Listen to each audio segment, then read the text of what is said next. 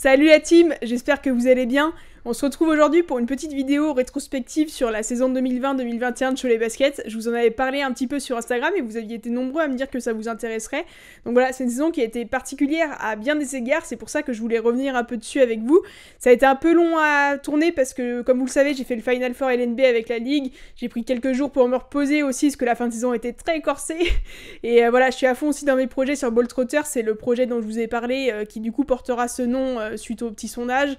Et je suis vraiment à fond là-dedans pour le développer. Je vous en dirai plus très bientôt, restez connectés. Et en attendant, on revient donc sur cette saison de Cholet Basket. Honestly, I don't know who the fuck to trust. Is she my friend or my foe?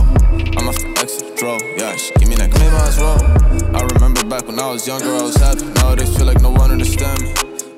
Pour commencer, je vous ai sélectionné quelques moments marquants de ma saison. Le but, c'est pas du tout de revenir sur la saison de Cholet Basket en elle-même, parce que ça, je pense que vous savez, voilà, tout ce qui s'est passé cette saison. J'ai pas forcément envie de revenir là-dessus, mais plutôt de revenir sur comment moi j'ai vécu tout ça.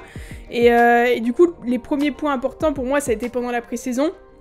Il y en a eu deux, et le premier c'est le teaser, et pour moi le teaser c'était important après ce qu'on avait vécu sur le premier confinement qui a quand même été très particulier, le fait que la saison soit arrêtée, qu'on se voit pas pendant plusieurs mois, c'était important pour moi d'axer tout ça sur le fait qu'on se retrouve justement, même si bon malheureusement c'était de courte durée avec les huis clos derrière, mais c'est important pour moi d'insister là-dessus, sur le fait que voilà la saison s'était arrêtée mais qu'on relançait la machine, que c'était reparti, et je suis très contente de ce qu'on a pu faire sur le teaser. Pour moi c'est vraiment une vidéo particulière tous les ans avec Cholet Basket parce que pendant les matchs, je suis tributaire un petit peu de ce qui se passe sur le terrain. Bien sûr que j'ai plein de choix à faire, de réglages à faire, mais je peux pas gérer la lumière comme je veux, je peux pas gérer les plans comme je veux, je peux pas dire de refaire aussi si j'ai pas tourné comme il fallait. Donc voilà, c'est quelque chose qui est beaucoup plus libre et plus artistique et plus scénarisé aussi. Du coup, je suis très contente de ce teaser et j'espère pouvoir en faire d'autres à l'avenir. Je pense que ça vous a beaucoup plu aussi. Si jamais vous voyez pas de quoi je parle, je vous remets un petit extrait. On va s'adapter, on va travailler, on va tout mettre en œuvre pour pouvoir retrouver le parquet. On va mettre toutes les chances de notre côté et on va revenir encore plus soudés, plus déterminés, prêts à aller au combat à chaque match et à l'emporter. Pour la vidéo complète, du coup, je vous la mets juste en dessous en description, n'hésitez pas à aller la voir si vous voulez la revoir, ou si vous savez, enfin vous l'avez jamais vue, bref, si vous voulez la revoir, elle est en description. Et donc voilà, il y a eu ça, et je vous disais qu'il y avait un deuxième point pour la pré-saison, c'est le Media Day. Tous les ans, le Media Day, c'est une journée qui pour moi est particulière et très intéressante. Voilà, c'est tout ce qu'on fait en vidéo sur fond vert pour tout le reste de la saison. Pour les gifs, les stickers aussi du coup qu'il y a sur Instagram, pour les visuels aussi de 5 de départ, de résultats, toutes ces petites choses là. Et voilà, c'est toujours un moment très fun, très sympa, qui permet souvent aussi un peu de rencontrer les gars et de pouvoir avoir un premier échange avec eux. Donc c'est toujours un moment très fun et très cool. Et voilà, je pense que ça devrait se refaire cette année, il n'y a pas de raison. Mais voilà, c'est quelque chose de très cool. J'adore vous voir utiliser les stickers dans vos stories aussi, c'est vraiment top. Donc voilà, je suis très contente aussi de tout ça. Et la pré-saison, c'est un moment qui souvent est très intense, mais qui est aussi très cool parce que ça permet de sortir plein de choses très sympas et qui change un peu de ce qu'on fait dans la saison. Donc voilà, c'est très sympa la pré-saison. Ensuite, en ce qui concerne vraiment la saison, j'ai noté 4 points. Le premier, ça a été la folle semaine en décembre où on gagne du coup à domicile contre Dijon, puis contre l'AEK Athènes et qu'on va gagner à Nanterre. Je pense que c'était d'ailleurs la plus belle semaine de la saison de Cholet Basket. Et du coup, ce premier match contre Dijon était vraiment très particulier parce que c'était le premier match qu'on jouait à huis clos. C'était le premier match depuis presque 2 mois, je crois, tout simplement à la Meilleraie. Du coup, c'était vraiment intense d'y retourner et très bizarre aussi du coup de tourner. L'ambiance huis clos est vraiment particulière. On a presque l'impression que c'est un match d'entraînement, sauf que ça en est pas un. Et ça manque vraiment. Franchement, je pensais pas que ça allait à ce point m'impacter personnellement, psychologiquement. Je pense que c'était le cas de tous les gens dans la salle. Et ça manquait vraiment d'avoir du public. Il y avait quelque chose qui n'était pas pareil et qui était pesant même à force dans les matchs suivants. Donc autant vous dire que quand le public revenait, mais on y reviendra après, c'était quelque chose. Donc voilà, ce match contre Dijon où on gagne en plus contre quand même le finaliste du championnat, hein, c'est pas rien, mine de rien, même si c'était à domicile et tout, c'était pas rien. Donc très belle performance. Et puis après, donc il y a eu ce match contre l'AEK Athènes, cette première victoire du coup en Coupe d'Europe, Coupe d'Europe qu'on attendait beaucoup. Pour moi, la Coupe d'Europe, ça a été très particulier aussi dans le sens où je pouvais pas filmer du coup, je pouvais pas utiliser les images et c'est très compliqué. Par contre, il fallait que je diffuse des conférences de presse en direct sur la chaîne de la BCL. Et ça, en fait, c'est quelque chose qui, pour moi, est marquant parce que, en fait, c'est ce qui m'a lancé à vraiment apprendre comment faire de la diffusion en direct. Et c'est ce qui m'a un peu poussé, en fait, ça faisait longtemps que je voulais me lancer sur Twitch, mais ça fait partie de ce qui m'a poussé à me lancer dessus. Je me dis, bah là, maintenant j'ai tout le matos, j'ai envie de le faire, j'ai plus d'excuses, en fait. Et du coup, pour moi, voilà, ça a été très intéressant sur le moment de diffuser en direct les conférences, même s'il y a eu des petits couacs au début et qu'il a fallu régler ça. Mais surtout, ça a été vraiment riche d'apprentissage pour me lancer dans d'autres projets personnels à côté. Donc voilà, c'est quelque chose qui restera forcément marqué un petit peu aussi pour la suite, quoi. Ensuite, pour le moment suivant, j'ai profité d'une question du coup de Maëva qu'elle m'a posée, parce que je vous avais demandé si vous aviez des questions sur Instagram. Donc Maëva qui m'a demandé quel est ton moment marquant de cette saison 2020-2021. Et c'est le moment dont je vais vous parler maintenant, et je pense honnêtement, vous vous en doutez, c'est le dunk de Yohan Makoundou, ce fameux énorme poster où j'étais vraiment dessous sous le panier.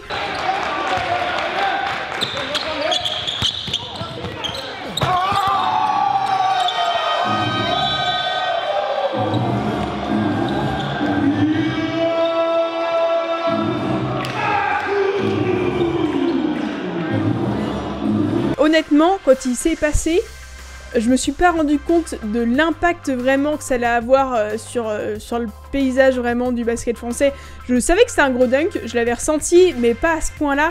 Et étonnamment, en fait, ce qui m'a fait me rendre compte de ça, que c'était vraiment un énorme dunk, c'est quand je me suis retrouvée après, parce que je filme toutes les conférences de presse d'après-match, et quand j'ai commencé à entendre les journalistes commencer à demander, même aux coachs adverses, aux joueurs adverses, ce qu'ils avaient pensé du dunk de Yohan Makoundou, je me suis dit, ah ouais, là, c'est quand même énorme. Je l'avais toujours pas revu, hein. Je l'avais capté, mais je l'avais toujours pas revu. Et quand je l'ai revu, et surtout aussi quand j'ai vu les images télé aussi, où du coup, ça fait un autre point de vue pour voir, je me suis dit, ah ouais, celui-là, il est balèze quand même. Mais ce qui a été dingue, c'est vraiment tout ce qui a suivi aussi, parce que moi, le soir, je l'ai publié sur Instagram, j'ai discuté avec quelques personnes qui m'ont conseillé aussi de le mettre sur Twitter. Et sur Twitter, ça a fait un buzz monstrueux, genre comme j'avais jamais fait sur Twitter. Et vraiment, le lendemain, moi, il fallait que je travaille, que je fasse mon mini-movie, sauf que mon téléphone sonnait quasiment en permanence parce que j'avais des likes, j'avais des retweets, on m'envoyait des messages pour m'en parler. Et vraiment, c'est un truc de ouf parce que, genre, vraiment, juste, j'ai tourné cette image, c'est pas moi qui ai fait le dunk, j'ai tourné cette image et jamais j'aurais imaginé qu'une de mes images puisse prendre des proportions pareilles.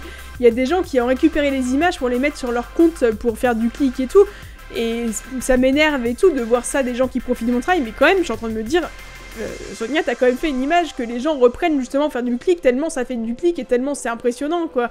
Donc ouais, s'il y a un moment marquant dans la saison, clairement c'est lui, parce que je m'attendais pas du tout à ce qu'il se passe ce genre de choses un jour avec des vidéos de CB. Et ouais, c'était assez dingue quand même comme période. Ensuite, pour le moment marquant suivant, je pense qu'en fait, ces deux matchs réunis ensemble, il y a eu les deux victoires contre Bourg-en-Bresse et contre Le Portel ensuite. Ça a été deux matchs, en fait, c'était une vraie bouffée d'air frais parce qu'on commençait à sentir la Pro B qui se rapprochait de plus en plus. Et il faut savoir que pour le coup, sentir la Pro B qui arrive, c'est pesant pour moi aussi parce que mine de rien, une partie de mon travail du coup qui consiste à faire des vidéos de show et basket est liée du coup un peu forcément au résultat, au fait qu'on soit en Jeep Elite parce que voilà, il faut de la vidéo en Jeep, il en faudrait sans doute en Pro B aussi, mais c'est pas forcément pareil. Donc voilà, forcément ça apporte un petit stress supplémentaire. Et gagner contre Bourg-en-Bresse, qui du coup est une des meilleures équipes du championnat cette saison, gagner contre Le Portel, où du coup, comme en même temps, Roanne bat Chalon, ça nous assure presque, c'est pas fini, mais ça nous assure presque le maintien, c'est quelque chose qui forcément, psychologiquement, fait beaucoup de bien, et c'est pour ça que c'est un moment marquant, parce qu'en soi, les vidéos, le match de Bourg est quand même un match très important et très sympa sur le papier, Le Portel, ça reste une victoire aussi, c'est sympa, mais vraiment, voilà, moi, si je retiens ces matchs-là, c'est plus pour le soulagement en fait d'après-match, je vais pouvoir travailler sur les mini-movies en se disant voilà, je bosse sur une victoire en plus qui va nous permettre sans doute de rebosser sur d'autres matchs l'année prochaine en Jeep Elite, enfin en Betclic Elite maintenant. Donc voilà, ça a vraiment été du soulagement. Et ensuite, pour finir dans les moments marquants, il y a le match de Boulazac, le tout dernier match de la saison. Pas parce qu'on a gagné forcément, parce que forcément, enfin, c'était pas un énorme match, c'était pas un grand match, c'est un match où les deux équipes, de toute façon, leur sort était déjà acté, donc voilà, c'était pas un grand match. Par contre, voilà, c'est un match où les jeunes ont joué, c'était le dernier match aussi de Michael Stockton, et voilà, ça va me permettre de revenir sur des questions que vous avez posées.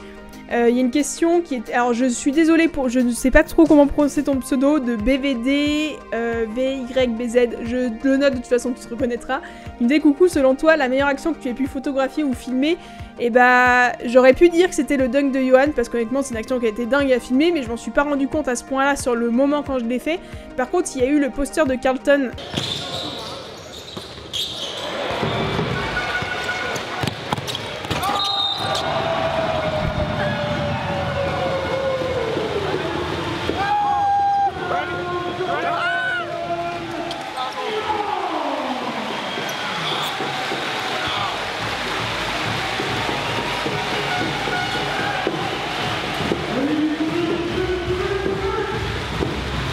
Le poster de Carlton, quand il arrive, je me rends compte que c'est une grosse action, et en fait dans cette action, d'un point de vue vraiment tournage vidéaste, il y a tout, parce qu'il y a l'action qui est énorme, il y a le fait qu'il me retombe dessus derrière qui apporte un petit côté drôle à la vidéo, il y a la réaction derrière avec le fait que Johan qui arrive, qui crie dessus, le fait que Carlton il se relève, il est le smile jusqu'aux oreilles, et du coup au niveau de la vidéo c'est juste top d'avoir ce genre d'action, c'est très beau à voir. Du coup là c'est sûr qu'il y a l'action de Johan, mais l'action de Carlton pour de la vidéo pure, c'est peut-être quand même une des meilleures actions que j'ai pu filmer cette saison, donc voilà, je dirais qu'il y a les deux, c'est un peu les deux en fait.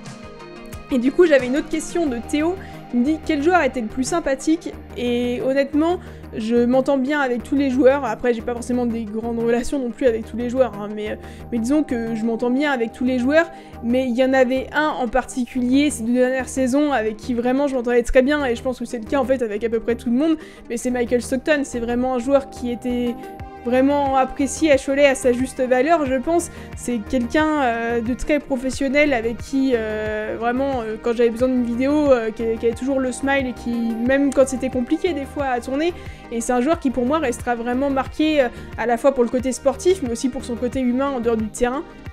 Et du coup, voilà, le voir partir à la fin de ce match contre Boulazac, forcément, ça a fait un vrai pincement au cœur.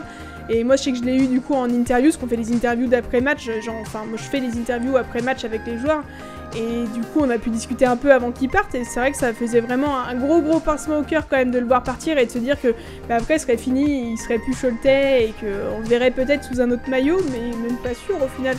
Donc voilà, si je devais vraiment ressortir un joueur, ce serait Mike, qui a vraiment été quelqu'un de super pendant 2 ans, et que personnellement, je vais beaucoup regretter. Donc voilà, il y a eu beaucoup de grands moments cette saison, mais ça a été aussi une saison du coup qui était très difficile pour plein d'aspects différents. Et si je devais les lister rapidement, bah voilà, il y avait le côté incertitude de pas savoir quand on allait jouer, de pas pouvoir se projeter à long terme et savoir vraiment ce qui allait se passer. C'est pas que pour moi, c'est pour tout le monde, les joueurs, les staffs, les organisations, c'était pour tout le monde, hein. Mais c'est vrai que c'est quelque chose qui est pesant de se dire, bah, est-ce que le mois prochain je vais avoir des matchs est-ce que je prévois de garder mes week-ends de libre pour les matchs ou non?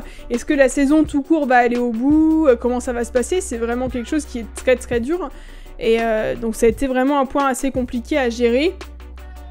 Après, forcément, ce qui a été dur, c'est toute la période en fin de saison où on a perdu beaucoup de matchs et qu'on a perdu notamment beaucoup de matchs dans le Money Time. Et ça impacte forcément psychologiquement quand à la fin du match, tu te dis, bah voilà, c'était possible, et t'as ce petit truc qui te dit, à rien, je montais une vidéo de victoire, et à la place, bah, ça va être une vidéo de défaite. Je sais qu'il y a un match, notamment, où, à la fin, il y a une très grosse action de Grégor Rovat, et je me dis, ça, c'est trop bien pour le storytelling, vraiment, de mon mini-movie, on revient bien, il y a ce gros dunk pour relancer la machine et tout, et finalement, derrière, on s'incline, du coup, bah, forcément, c'est des actions qui n'ont pas le même impact, et il y a une frustration, vraiment, de se dire, c'est dommage, ma vidéo aurait pu être mieux, du coup, avec la victoire. Et forcément, du coup, les vidéos étaient moins regardées parce que, forcément, dans un contexte comme ça, bah, je sais que les vidéos donnent moins envie d'être regardées aussi. C'est un peu indépendant de ma volonté, mais ça crée une frustration quand même. Et il faut savoir le gérer parce que ça peut vite devenir très impactant psychologiquement sinon. Ça, et puis bah, le fait que forcément, comme je disais tout à l'heure, le fait que la Pro B puisse se rapprocher, psychologiquement c'est très dur et je pense qu'on se rend pas compte à quel point c'est dur de voir la Pro B se rapprocher. Et j'ai une grosse pensée du coup pour Chalon et pour Boulazac qui descendent cette saison parce que nous on passe entre les gouttes depuis des années mais on arrive à s'en sortir, il y a toujours une fin heureuse et pour eux ça n'a pas été le cas cette saison et je me dis que psychologiquement ça doit vraiment être très dur. Donc voilà, nous ça se termine bien heureusement mais j'espère que ça continuera comme ça. Et enfin le dernier truc qui a été très dur à gérer cette saison ça a été les masques parce que Moi je filme, forcément il y a une partie audio, mais avant tout je filme, je prends l'image et ne pas voir en fait les sourires, ne pas voir des gens qui crient, qui chantent, et bah tout de suite ça perd du coup en émotion, en intensité. Moi je retranscris des émotions à l'image et là c'était très dur en fait. Le masque ça fait perdre toutes ces émotions aux images. C'est que ce soit quand il y avait des spectateurs ou quand les joueurs arrivaient à la salle, puisque je les filme dehors et du coup pendant quasiment toute la saison il y a eu un seul match à la fin où le masque n'était plus obligatoire à l'extérieur, mais c'était le seul match de la saison comme ça. Tous les autres il y avait le masque à l'extérieur aussi et du coup voilà, ça perd en émotion et c'est dommage. Il a fallu faire avec et du coup ça me fait penser que je vous ai pas parlé dans les passages marquants tout à l'heure. Il y a quand même eu le retour du public qui était un passage vraiment... Je sais même pas comment j'ai pu oublier ça tout à l'heure parce que c'était un passage vraiment hyper marquant dans la saison. C'est dommage parce que c'est sur une défaite, mais en soi, je vous jure, quand il y a eu les premiers coups là de grosses caisses dans la salle, j'ai les frissons, vraiment, les poils qui se sont levés tellement ça manquait et je vous jure, j'exagère pas, ça foutait des frissons quoi, parce que le public avait vraiment manqué et que c'était quelque chose de revoir le public et d'entendre la salle vibrer, alors que pourtant il y avait que 800 personnes et pas 5000 comme la mairie pu en accueillir, mais c'était vraiment quelque chose qui était très marquant et qui nous a montré à quel point le public nous avait vraiment manqué et que c'était pas juste des belles paroles mais que c'était la réalité quoi. Donc voilà, c'est la fin de cette vidéo. À la base je voulais vraiment vous faire une vidéo chronologique sur la saison et finalement je me suis dit que c'était peut-être mieux comme ça. J'espère du coup que l'année prochaine pouvoir vous montrer beaucoup de vidéos de victoire, surtout sur Cholet Basket. Moi en tout cas c'est vraiment un vrai plaisir de pouvoir vous partager toutes ces images du club que je soutiens depuis toujours et je suis vraiment reconnaissante à ce niveau là envers Cholet Basket qui me donne la chance de m'exprimer comme ça depuis plusieurs années, de me faire confiance. C'est vrai que voilà, moi je travaille beaucoup de mon côté pour toujours m'améliorer, pouvoir faire les plus belles choses possibles, mais voilà, le club me permet aussi de montrer ce que je sais faire, donc c'est une collaboration vraiment avec eux qui est fantastique. Donc voilà, j'espère qu'on pourra continuer encore pendant de nombreuses années, j'espère qu'on pourra faire plein de vidéos de victoire aussi à l'avenir. J'espère maintenant que vous avez aimé cette vidéo. Si vous avez aimé, n'hésitez pas à liker, à commenter, à la partager. Et puis on se retrouve bientôt. De toute façon, il y a ce nouveau projet Ball Trotter qui arrive bientôt. Je vous en parle vraiment très vite. Il y a beaucoup de choses qui arrivent très prochainement. Vraiment, restez dans le coin. Et puis voilà, je vous dis à bientôt. Portez-vous bien et à la prochaine. Salut!